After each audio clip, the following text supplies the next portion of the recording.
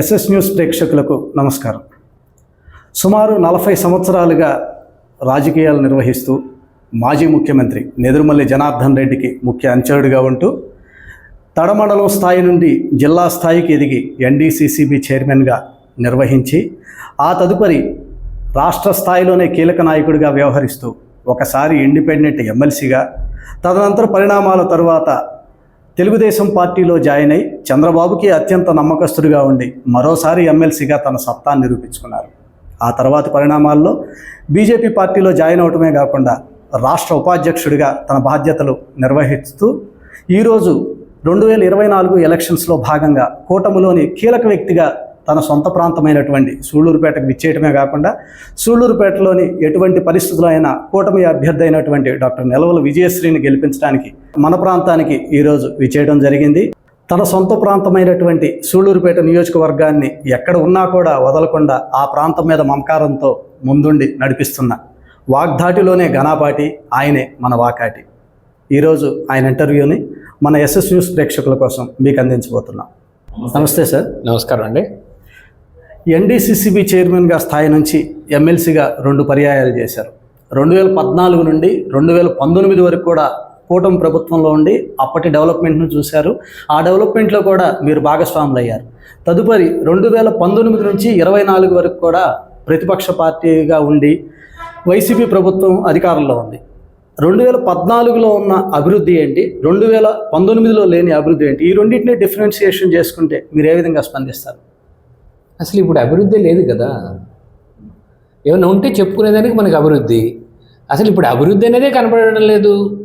కేవలం సంక్షేమం అనుకుంటున్నారే తప్ప అభివృద్ధి ఎక్కడైనా సరే ఒక గ్రామంలో ఒక చిన్న రోడ్డు పాడైపోయినా కూడా సరే ఆ సర్పంచ్ రిపేర్ చేయాలంటే కూడా ఆ సర్పంచ్ ఏదైతే కేంద్రం నుంచి వచ్చే నిధుల్ని రాత్రే మళ్ళా దారి మళ్ళీపోయి ముఖ్యమంత్రి ఖాతాలోకి జమ చేసుకునేటువంటి ప్రభుత్వం దౌర్భాగ్య ప్రభుత్వం ఇది. మరి గ్రామ స్థాయిలో ఎలాంటి అభివృద్ధి జరుగుతుంది? ఇకపోతే ఆర్ఎండ్బి రోడ్ల పరిస్థితి చూస్తూ ఉంటే ఏ విధంగా ఉందో మీకు అందరికీ తెలుసు. ఒక గ్రామం నుంచి ఇంకొక గ్రామానికి వెళ్ళాలంటే ఎక్కడ కూడా కనీసం బస్సు కానీ లేకపోతే ఆటోలు కానీ ఎక్కడ వెళ్ళి పడిపోతాయో లేదా చివరికి చేరుతాయా అని చెప్పినటువంటి పరిస్థితి మనం ఆలోచించాల్సినటువంటి పరిస్థితి వస్తూ ఉంది. కాబట్టి ఇంకా అభివృద్ధి గురించి ఏం మాట్లాడాలి?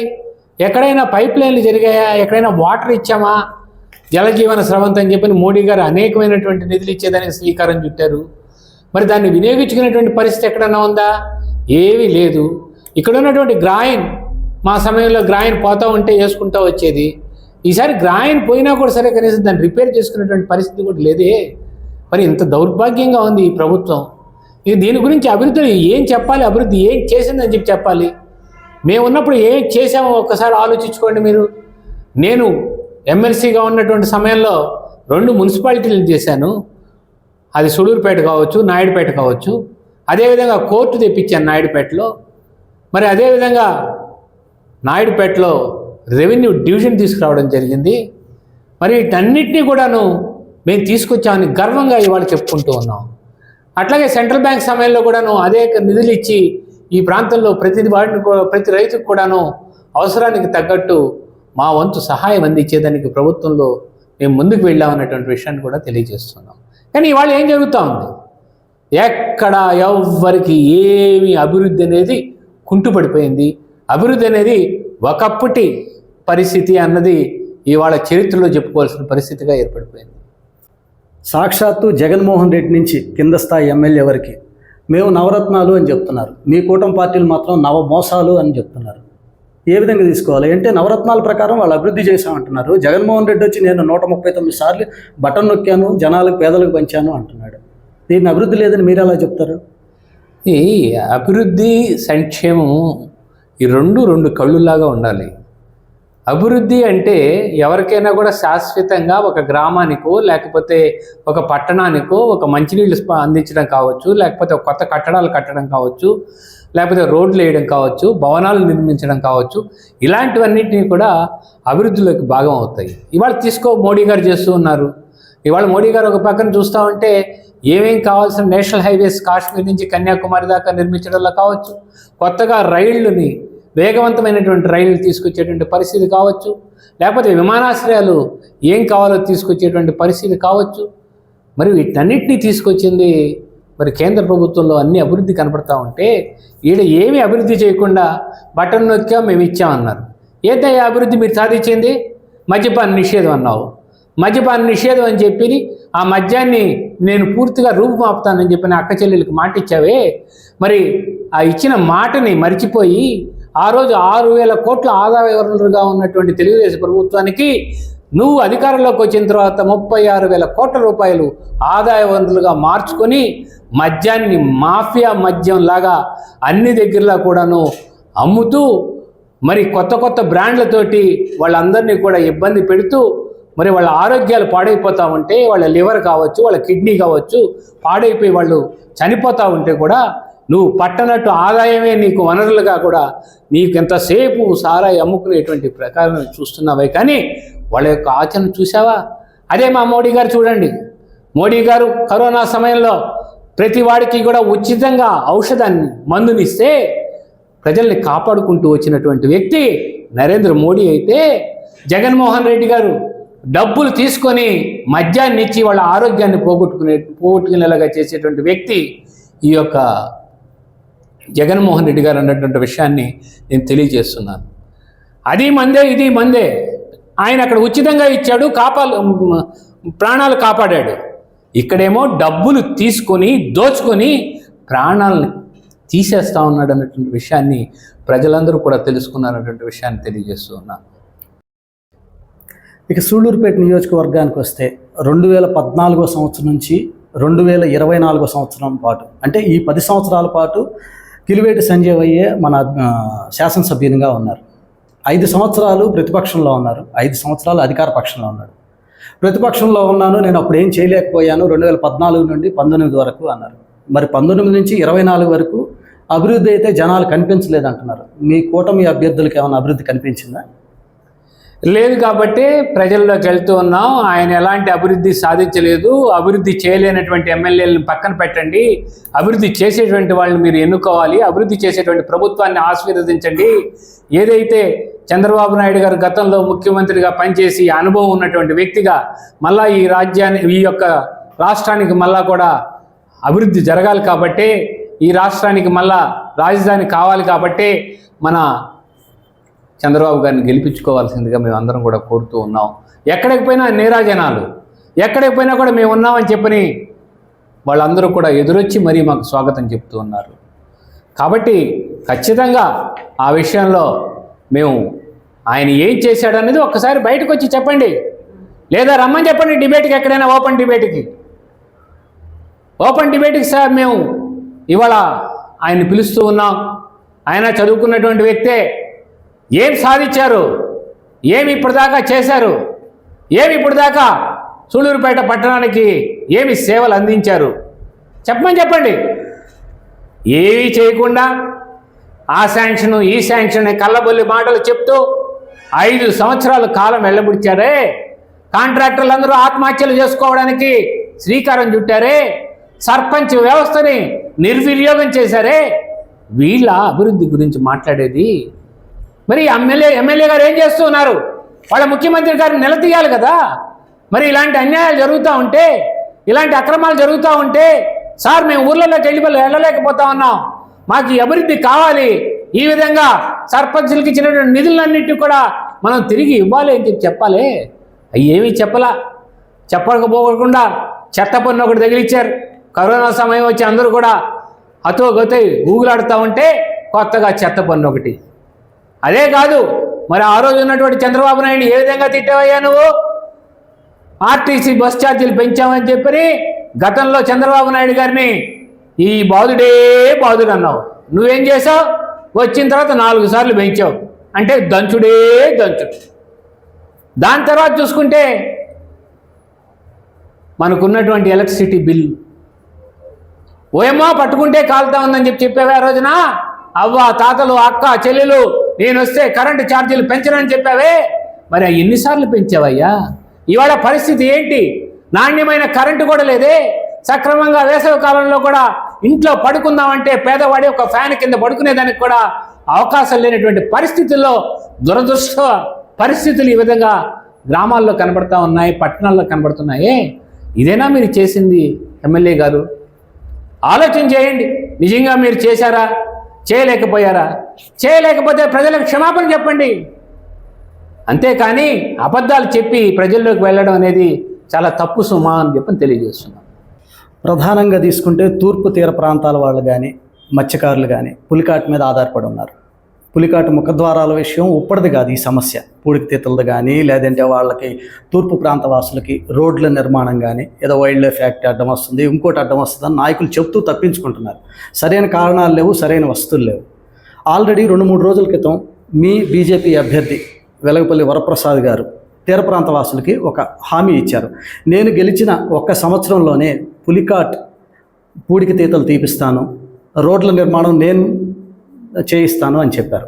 దానిలో ఏదైతే ఆ హామీలు ఇచ్చారో ఆ హామీల నిర్మాణంలో మీ పాత్ర ఎంతవరకు ఉండబోతుంది? ఖచ్చితంగా మా భారతీయ జనతా పార్టీ సంబంధించినటువంటి వైల్డ్ లైఫ్ సబ్జెక్ట్ కాబట్టి తప్పకుండా పులికాట్ లేక్ మౌత్ యొక్క భాగాన్ని తెరిపించేదానికి, ఏదైతే పూడిక పడిపోయి నీళ్లు తగ్గిపోయాయో దానివల్ల మనకు ఉండేటువంటి చేప సంపద, మత్స్య సంపద తగ్గిపోయింది. దానివల్ల ఉపాధి కూడా కరువయ్యే పరిస్థితి వస్తూ ఉంది. అందువల్ల వాళ్ళందరూ కూడా చాలా ఆవేదన చెందుతూ ఉన్నారు. ప్రతిసారి కూడా ఈ ప్రాంతంలో ఉండేటువంటి మత్స్యకారులందరూ కూడా దీని గురించి ఎప్పుడూ కూడా బాధపడుతూనే ఉన్నారు. ప్రభుత్వాలకి చెబుతూ ఉన్నారు. ప్రభుత్వాలకి అనేకసార్లు చెప్పినా ఇదిగో చేస్తాం అంటున్నారే కానీ పనులు కాలేదు. మా ప్రభుత్వంలో కూడా నేను ప్రయత్నం చేశాను. వెంకయ్య నాయుడు గారు ఉన్నప్పుడు అక్కడ ఆ ప్రాంతంలో ఎక్కడైతే మౌత్ ఓపెన్ చేయాలి అన్నదానికి ఒక స్పెషల్ టీంనేసి దానికి కావాల్సినటువంటి నిధిని కూడా ఏర్పాటు చేయడం జరిగింది. కానీ ఆ యొక్క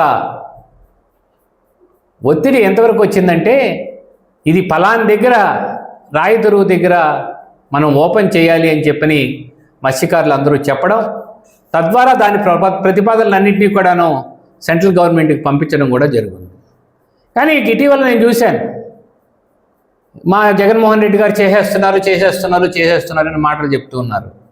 మరి ఎక్కడ చేశారో నాకు తెలియదు, ఎప్పుడు చేస్తున్నారో నాకు తెలియదు. దానికి ఒక ప్రణాళిక లేదు, ఏమీ లేదు. ఎక్కడైనా కూర్చొని ప్రెస్ వాళ్ళు రాగానే అది అయిపోయింది, ఇది అయిపోయింది, ఇది చేసేస్తున్నాం, అది అయిపోయింది, ఇది చేసేస్తున్నాం అని చెప్పని ఆ విధంగా మేము మాట్లాడలేము. ఏదైనా సైంటిఫిక్గా మాట్లాడగలమే కానీ ఎట్టంటే అడ్డగోలుగా మేము మాట్లాడలేం. కాబట్టి తప్పకుండా మత్స్యకారులకు చెప్పిన విధంగా ఆ యొక్క ఏదైతే పులికాట్ లేక్ మౌత్ని తెరిపించేటువంటి విషయంలో కావచ్చు, లేదా పులికాట్ లేక్ కాలవలు కావచ్చు, ఏదైతే వాళ్ళ ఇంటి దాకా పడవలు వచ్చేదానికి కానీ ఆ మత్స్య సంపదను తీసుకొచ్చేదానికి కానీ, అదేవిధంగా వాళ్ళకు ఉండేటువంటి ఏదైతే పట్టపాళాలు ఉన్నాయో వాళ్ళకి రోడ్లు అందించేటువంటి విషయంలో కానీ తప్పకుండా కూడాను కేంద్ర ప్రభుత్వం ప్రత్యేకమైనటువంటి ఆలోచన చేస్తుంది. ఎన్డీఏ ప్రభుత్వంతో కలిపి వాళ్ళ యొక్క భవిష్యత్తు కోసం ఇంకా మంచి పనులు చేసేదానికి శ్రీకారం చుడుతుంది. అంతేకాదు వాళ్ళకు కావాల్సినటువంటి మార్కెట్ సదుపాయాలు అటు తడలో కావచ్చు, అటు భీమలవారిపాళెంలో కావచ్చు, మంచి ఏసీ మార్కెట్స్, అంటే వాళ్ళ సంపద ఎప్పుడు కూడాను ఎండకు వస్తే చెడిపోద్ది కాబట్టి వాళ్ళకు ఉండేటువంటి ఏసీ సదుపాయాలతో కానీ ఏసీ గిడ్డంగులు కానీ వాళ్ళకి ఏర్పాటు చేసి తప్పకుండా వాళ్ళ యొక్క భవిష్యత్తు ఇంకా బాగుండే విధంగా తీర్చిదిద్దేదానికి భారతీయ జనతా పార్టీ, అదేవిధంగా ఎన్డీఏలో కూటమైనటువంటి తెలుగుదేశం కావచ్చు, అందరం కలిసి పనిచేసి వాళ్ళకి కావాల్సిన సదుపాయాలన్నింటినీ కూడా అందిస్తామని చెప్పని తెలియజేస్తున్నాం. తడమండలం అది మీ సొంత మండలం, పట్టపువాసులు తెలుగుదేశం పార్టీకి పట్టుకొమ్మలు. ఇలాంటి ఏదైతే పట్టపువాసులు ఉన్నారో లేదంటే మత్స్యకార ప్రాంతాల వాళ్ళు ఉన్నారో వీళ్ళందరి మీద సాక్షాత్తు నియోజకవర్గ శాసనసభ్యులు కిలివేటి సంజీవయ్య గారు ఒక ఉపయోగించకూడని పదం ఉపయోగించారనేది ఒకటి వాడుకలోకి వచ్చింది. దీని మీద మీ స్పందన ఏంటి? వాళ్ళు చాలామంది కూడా ఈ పట్టపువాసులు దాని మీద తీవ్రంగా వ్యతిరేకించారు, ధర్నాలు చేశారు, చాలా బాధపడటం కూడా జరిగింది. దీని మీద మీ అభిప్రాయం ఏంటి? మీ స్పందన ఏంటి? మీ సొంత ప్రాంత గ్రామస్తులు కాబట్టి వాళ్ళంతా. సొంతంగా మత్స్యకారులు అంటే మా ప్రాంతంలో నాకు సొంత అన్నదమ్ములతో సమానం. నేను ఏ యొక్క పట్టపాళ్ళనికి పోయినా కూడా సరే మంది నాకు ప్రత్యేకమైనటువంటి గౌరవం ఇప్పటికి కూడా ఇస్తూ ఉన్నారు. ఇటీవల ఒకసారి పట్టపాళ్ళనికి పోయినప్పుడు ఈ ప్రాంత ఎమ్మెల్యే గారి గురించి మాట్లాడారు. అయ్యా, మా ఇబ్బందుల గురించి చెప్పుకుందామని పోతే మేమేదో కాస్త గట్టిగా మాట్లాడతాము, చదువుకోలేని అటువంటి వాళ్ళం. ఎందుకంటే మా దగ్గర అందరూ కూడా చదువుకొని అన్ని విషయాలు తెలిసిన వాళ్ళు కాదు, కాస్త ఎక్కువగా మాట్లాడుతూ ఉంటాం. అలాంటిది మేమందరం కూడా ఒకరు మాట్లాడుకుంటూ ఎమ్మెల్యే గారిని ఏదో అడిగితే కుక్కల్లాగా అరుస్తూ ఉన్నారు, ముందు బయటికి వెళ్ళండి అని చెప్పి మాట్లాడాడు సార్ అని వాళ్ళు చెప్పారు. నాకు చాలా బాధేస్తుంది. మనం ఒక మనిషి అయ్యుండి, అవతల వ్యక్తి కూడా మనిషి అయ్యుండి మనం ఆ భాష మాట్లాడామంటే ఎంతవరకు సమంజసం? ఒక మనిషిని కుక్కతో పోలిస్తే అది ఎంతవరకు మంచి పద్ధతి? అందులో ముఖ్యంగా పేదవాళ్ళు, చదువుకోకుండా పాపం ఆ యొక్క మత్స్య సంపద మీద ఆధారపడి ఉండేటువంటి వాళ్ళు, ఉదయం లేచిపోతే కానీ సాయంత్రానికి డొక్కాడదు. అలాంటి పేదవాళ్ళని ఏదో అక్కడికి నీ దగ్గరికి వచ్చినప్పుడు హక్కును చేర్చుకోవాలి, వాళ్ళ బాధను ఏదో తెలుసుకొని ఆ యొక్క బాధను తీర్చేందుకు ప్రయత్నం చేయాలి. కానీ మరి ఈ విధంగా కుక్కలను అడిగితే వాళ్ళు ఏ విధంగా బాధపడ్డారో నేను వాళ్ళ దగ్గరికి వెళ్ళినప్పుడు నాకు తెలియపరిచారు. కానీ రెచ్చగొట్టడం పద్ధతి కాదు అని చెప్పని నేను కూడా ఆయన ఏదో ఆలోచనలో ఉంటాడులే, మీరు తప్పుగా అర్థం చేసుకోవద్దు అని చెప్పని సర్ది చెప్పి నేను ఆ గ్రామంలో నుంచి రావడం కూడా జరిగింది. కానీ ఏది ఏమైనా ఇంత అహంకారం పనికిరాదు. రాజకీయాల్లో పడిపోయేది ఏంటంటే మామూలుగానే చెప్తూ ఉంటారు, ఓటములు ఎందుకు జరుగుతూ ఉంటాయనేసి. ఓటములు అంటే సూసైడ్ గ్యాంగ్. మనంతట మనమే తప్పు చేసి మనం ఓడిపోతూ ఉంటాం. మరి అలాంటి పరిస్థితుల్లో ఈ యొక్క తడమండలంలో జరిగినటువంటి ఈ మత్స్యకారులకు జరిగినటువంటి అవమానాన్ని నేను తీవ్రంగా ఖండిస్తూ ఉన్నాను. భవిష్యత్తులో కూడా ఇలాంటి పరిస్థితి తీసుకురాకుండా, ఎవరిని కూడా ఏ కులాన్ని కూడా అవమానించకుండా మనం ముందుకు వెళ్ళాలి. కానీ ఒక రాజకీయ ప్రతినిధులుగా ఈ విధంగా మాట్లాడడం తప్పు అని చెప్పని నేను తెలియజేస్తూ ఉన్నాను. రాష్ట్ర స్థాయిలోనే నెల్లూరు జిల్లా పారిశ్రామికంగా ఎంతో అభివృద్ధి చెందింది. ఎస్సీజెడ్లు చూసుకునేస్తే మనకన్నా ఆల్మోస్ట్ దేశంలో ఇంత ఎస్సీజెడ్ ప్రాంతం కూడా అభివృద్ధి చెందిన దాఖలాలు లేవు. ఈ ప్రకారం చూస్తే ఇక్కడ ఎంప్లాయీస్ కూడా వేల సంఖ్యలో ఎక్కువ మంది వచ్చారు. సూళ్ళూరుపేట ఆల్మోస్ట్ 2-3 పెరిగిపోయింది. ఇలాంటి పరిస్థితుల్లో సూళ్ళూరుపేట డెవలప్మెంట్ కావాల్సింది పోయి గంజాయి ఈజీగా దొరుకుతుంది, బ్రోతల్ హౌసులు ఈజీగా నడుస్తున్నాయని పట్టణంలో టాక్ ఉంది. అంటే మనం ఈ ప్రాంతానికి వలస వచ్చినటువంటి ఈ కార్మికులకి మనం గౌరవంగా వాళ్ళకి ఎంప్లాయ్మెంట్ చేసేది ఉందా, లేదంటే ఈ రకమైన అలవాట్లకి, చెడు అలవాట్లకి వాళ్ళని దారి తీసేటట్టు చేస్తున్నాయి? దీని వెనక కొందరు వైసీపీ ద్వితీయ శ్రేణి కావచ్చు, ప్రథమ శ్రేణి కావచ్చు, ఇలాంటి నాయకులు ఉన్నారని అంటున్నారు. దీని మీద మీ అభిప్రాయం ఏంటి? తప్పకుండా మీరు చెప్పే దాంట్లో నేను కూడా ఏకీభవిస్తూ ఉన్నాను. ఎందుకంటే ఇవాళ గంజాయి ఎక్కడ పట్టుకున్నా సరే ఎక్కడి నుంచి వచ్చిందయ్యా అని చెప్పని తెలుసుకుంటే అది వచ్చింది ఆంధ్ర నుంచే వచ్చిందని చెప్పి ఏ రాష్ట్రంలో కూడా చెప్తా ఉన్నారు.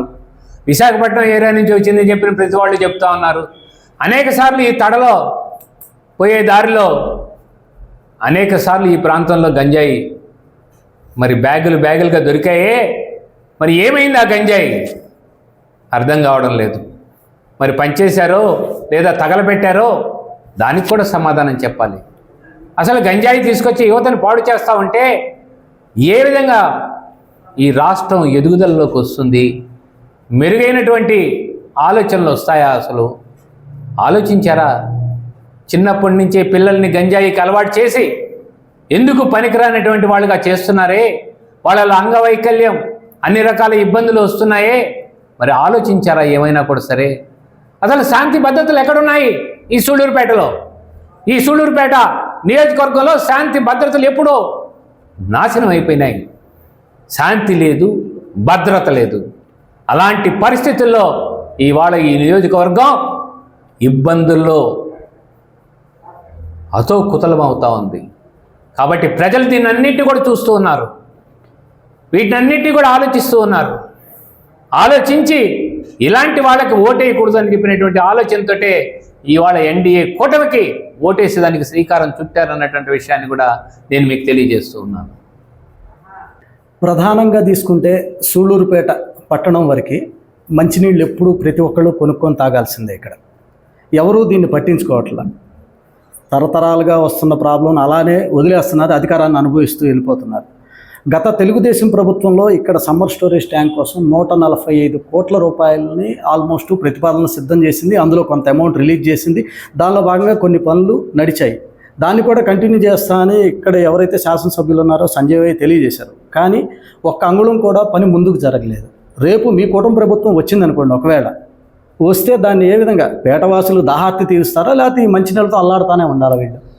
ఖచ్చితంగా మేము అధికారంలోకి వచ్చిన వెంటనే ఎన్డీఏ ప్రభుత్వం మేము తీసుకోబోయేటువంటిది ప్రధానమైనటువంటి సమస్య మంచినీటి త్రాగునీటి సమస్య, దాని తర్వాత సాగునీటి సమస్య, రైతుల యొక్క ఇబ్బందుల గురించి, ఆ తర్వాత వైద్యము, ఆ తర్వాత విద్య, వీటికన్నిటికీ కూడా పెద్దపీట వేయాలని నరేంద్ర మోడీ గారు ఇప్పటికే ఆలోచన చేశారు. ఆ దిశగానే చంద్రబాబు నాయుడు గారు కానీ పవన్ కళ్యాణ్ గారు కానీ అదే బాటలో ముందుకు వెళ్తున్నారన్నటువంటి విషయాన్ని కూడా నేను తెలియజేస్తూ ఉన్నాను. ఎందుకంటే గతంలో ఇచ్చినటువంటి పనులు కావచ్చు, సగం జరిగినట్టు కావచ్చు, ఇదిగో చేస్తాం అదిగో చేస్తాం అని మాటలు చెప్పారే కానీ వైసీపీ ప్రభుత్వంలో ఒక్క రూపాయి కూడా కాంట్రాక్టులకు ఇచ్చి కానీ పనులు చేయించేటువంటి ఆలోచన కానీ వాళ్ళకి ఎక్కడా లేదు. ఎమ్మెల్యేలు అనుకున్నా కూడా చేయలేరు. ఎందుకంటే ఎన్నికలప్పుడు కనబడతాడు ఎవరు? ముఖ్యమంత్రి. ఎన్నికలు అయిపోయిన తర్వాత మళ్ళా కనబడాడు. మళ్ళా ఎన్నికలు వచ్చాయి కాబట్టే మళ్ళా బయటికి వచ్చి ఓటు అడుగుతా ఉన్నాడు. ఆఖరాకి వాళ్ళ ఎమ్మెల్యేలకే పోయి కలుద్దామంటే కూడా కలిసేదానికి అవకాశం అయినటువంటి ముఖ్యమంత్రి ఆయన. ఇంకా ప్రజల్లోకి రానటువంటి ముఖ్యమంత్రి ప్రజల గురించి కానీ, ప్రజల యొక్క ఆలోచనల గురించి కానీ, ప్రజల యొక్క అవసరాల గురించి కానీ ఏమన్నా ఆలోచిస్తాడా అన్నది ఒక్కసారి ఆలోచించాలి. ఎమ్మెల్యేలకే అవకాశం అయినటువంటి ఆయన ఇంకా ప్రజలకి ఏం అవకాశం ఇస్తాడు? ఆ ఎమ్మెల్యేలు మాత్రం ఏం చేస్తారు? ఒక్క పూట కూడా పోయి ఆయన కలవాలి అంటే అవకాశం లేదని చెప్పని, మీకు అపాయింట్మెంట్ లేవని చెప్పని అసలు నవ్వొస్తూ ఉంది. కొంతమంది ఎమ్మెల్యేలు గెలిచిన తర్వాత ఇప్పటిదాకా కూడా ముఖ్యమంత్రిని కలవలేదని చెప్పారు. మరి ఇంకా కూడా ఆ పరిపాలన ఈ విధంగా, ఆయన యొక్క పరిపాలన ఈ విధంగా ఉంటే ప్రజాస్వామ్యం ఎక్కడుంది? ప్రజలతోటి కలిసి మమేకమై ముందుకు వెళ్ళేటువంటి పరిస్థితి ఏ విధంగా ఉంది అన్నటువంటి విషయాన్ని కూడా నేను తెలియజేస్తూ ఉన్నాను. సూళ్ళూరుపేటలో ఇప్పుడు సరికొత్త కల్చర్ వచ్చింది. అంటే ఎక్కడో పులివెందులో లేకపోతే రాయలసీమలో కక్షలు కార్పణ్యాలు, ఇప్పుడు నడి రోడ్డు మీదే వైఎస్ఆర్ నేతలు కొట్టుకోవటం, కర్రలు తీసుకొని పరిగెత్తడం. ప్రశాంతంగా ఉండే సూళ్ళూరుపేట ఇలాంటి కక్షలకు కార్పణ్యాలకు వేదిక అవుతుందా అనేది ప్రజల దృష్టిలో పడింది. ఈ నాయకులు నడి రోడ్డు మీద కొట్టుకోవడంతో ప్రజలు కూడా చాలామంది అసహ్యించుకుంటున్నారు. దీన్ని మీ పార్టీ పరంగా, మీ కూటమి పరంగా దీన్ని ఏ విధంగా విశ్లేషిస్తారు? ఎక్కడైనా విభేదాలు ఉంటే కూర్చొని చర్చించుకోవాలి, ఏ పార్టీలో అయినా కూడా సరే. కానీ వైసీపీ పార్టీల్లో బహిరంగంగా ర్యాలీ జరుగుతూ ఉంటే దాంట్లోనే కర్రలు ఎత్తుకొని, చెప్పులు ఎత్తుకొని కొట్టుకునేటువంటి సంస్కృతికి దిగజారిపోయారు. అంటే వీళ్ళు ఏం చేయాలి అని చెప్పినటువంటి విషయం సూళ్ళూరుపేట పట్టణంలో నుంచి ప్రజలందరూ కూడా ఇవాళ చర్చించుకుంటా ఉన్నారు. ఇలాంటి పార్టీకైనా మనం ఓటేసింది, ఇలాంటి పార్టీ వాళ్ళైనా మనల్ని ఇవాళ పరిపాలిస్తూ ఉన్నారు, మరి వీళ్ళకి బుద్ధి చెప్పాలా అని చెప్పని పట్టణంలో ఉండేటువంటి ప్రజలందరూ కూడాను ఆలోచిస్తూ ఉన్నారు ఈ విషయంలో. ఎందుకంటే న్యాయం చేయాలి, ధర్మం గాడి తప్పకుండా ముందుకు తీసుకువెళ్లాల్సినటువంటి పరిస్థితి మరి ఇవాళ పాలకుల మీద ఉంటే, ఆ పాలకులే వీధి రౌడీల్లాగా, వీధి కుక్కల్లాగా కొట్టుకుంటా ఉంటే మరి ఎవరు చేయాలి? కంచే చేను మేస్తే అన్నట్టు ఈ విధంగా గొడవ చేసుకుని పోతూ ఉంటే మరి ఎవరు దీనికి కారణం? ప్రజలు ఆలోచిస్తూ ఉన్నారు. ఇలాంటి ప్రభుత్వానిక మనం ఓటేసింది?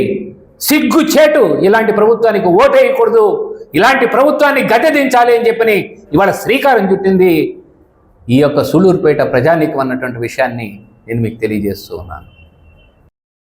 ఫైనల్గా చెప్పండి, మీ కూటమి అభ్యర్థి డాక్టర్ నెలవల విజయశ్రీ రాజకీయాల కొత్త ఎంత మెజార్టీతో ఈ నియోజకవర్గంలో గెలవబోతున్నారో చెప్పండి.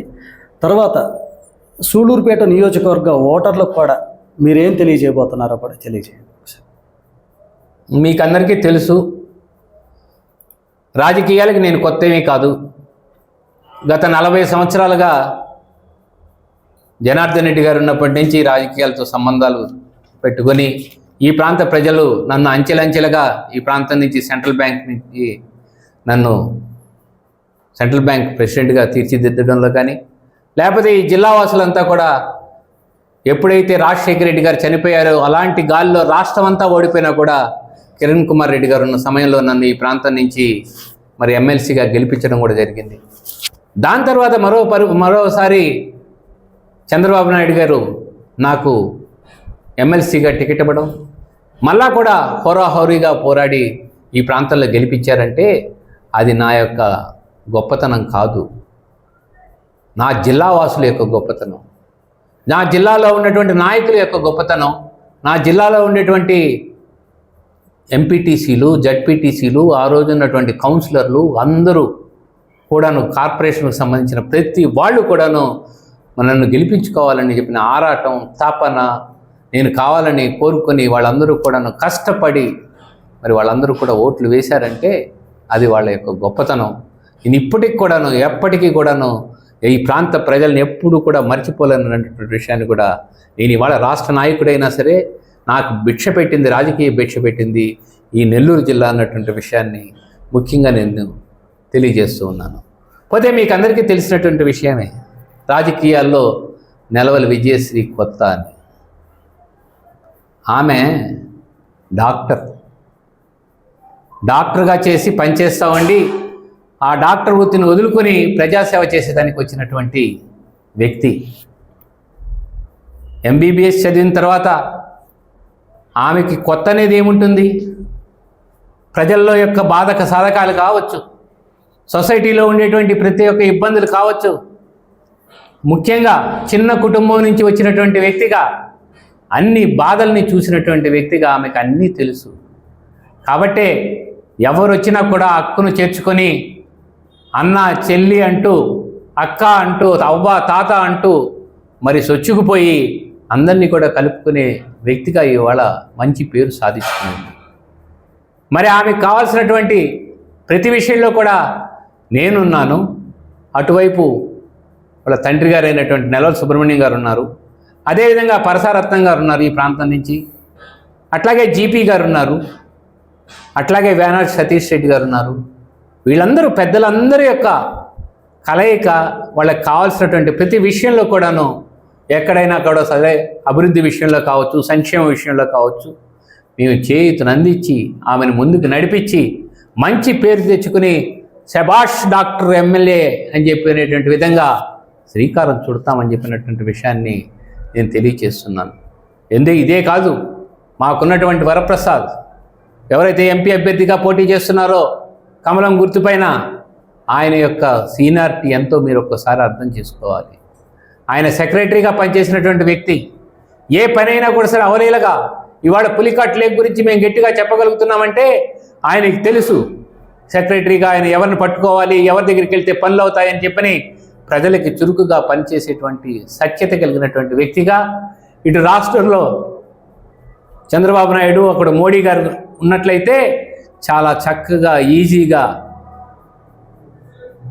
జంట ప్రభుత్వంలో మంచి చేసుకునేదానికి ఈజీగా ఉంటుందన్నటువంటి విషయాన్ని కూడా నేను మీకు తెలియజేస్తూ, భవిష్యత్తులో ఎలాంటి ఇబ్బందులు లేకుండా అటు విజయశ్రీ గారు కానీ వరప్రసాద్ గారు కానీ కలిసి ప్రయాణం చేస్తూ లోకల్గా ఉన్నటువంటి ప్రతి నాయకులతో కూడా కలిసి మెలిసి ముందుకు వెళుతూ ఈ సూళూరుపేటలో అనేకమైనటువంటి అభివృద్ధి కార్యక్రమాలు కావచ్చు, అనేకమైనటువంటి సంక్షేమ కార్యక్రమాలు కావచ్చు,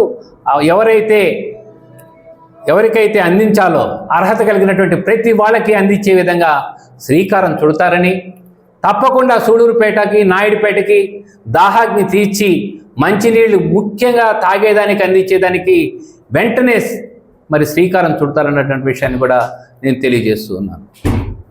ఇది రాష్ట్ర బీజేపీ ఉపాధ్యక్షులు, ఫైర్ బ్రాండ్ అయినటువంటి వాకాటి నారాయణ రెడ్డి గారితో ఇంటర్వ్యూ.